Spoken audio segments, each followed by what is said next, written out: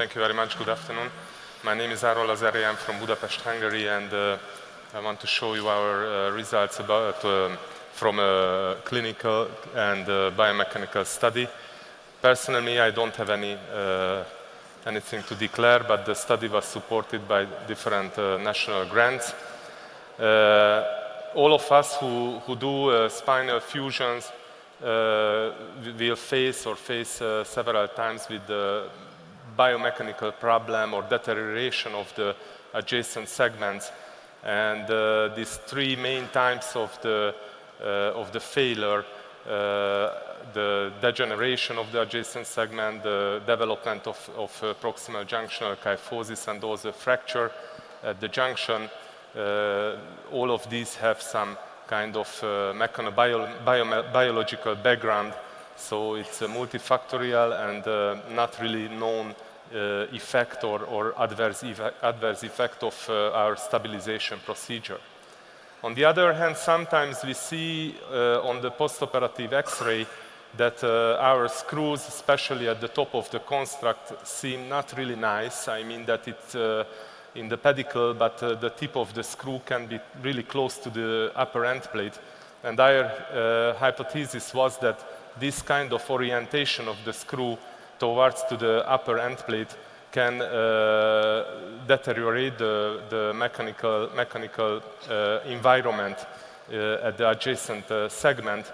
And there was an animal study when the authors showed that if the screw is penetrating the end plate, the degeneration of the disc will be accelerated. So our clinical cohort, we analyzed the fusion extension surgeries in our institution in quite a long time, when the index surgery was a lumbar fusion, and after that sometime cranial fusion extension was done. And we exclude a lot of different scenarios like infections, trauma, etc. And finally we had about 200 cases, and we analyzed the immediate post-op X-rays after the index surgery in terms of the orientation of the screw at the upper instrumented vertebrae.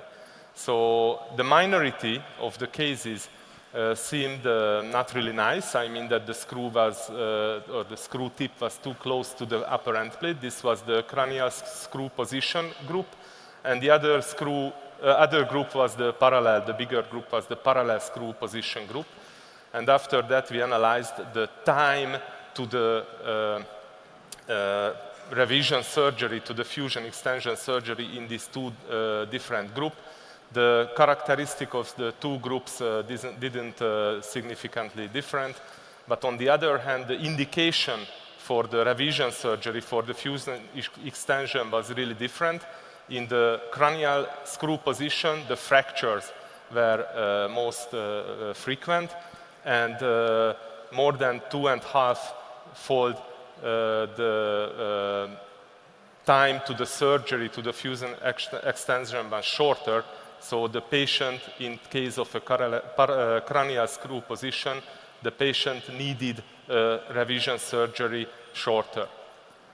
After that, and this kind of association was also strongly significant in a multivariate linear regression model. So the time to the revision, the time to the fusion extension was strongly associated with the screw position at the upper instrumented vertebrae.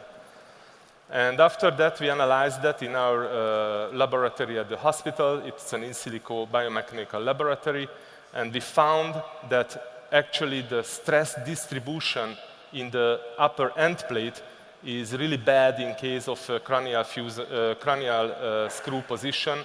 So the biomechanical stress on the end plate is increasing in case of a cranial screw position, and it was significant in any kind of extent of fusion or any level of lumbar fusion scenarios. So as a summary, we can say that the fracture, the PG, proximal junctional fracture, is more frequent in case of cranial screw position. The time to the cranial fusion extension is shorter in case of cranial screw position, And this is because the cranial can be related to the increased stress on the end plate.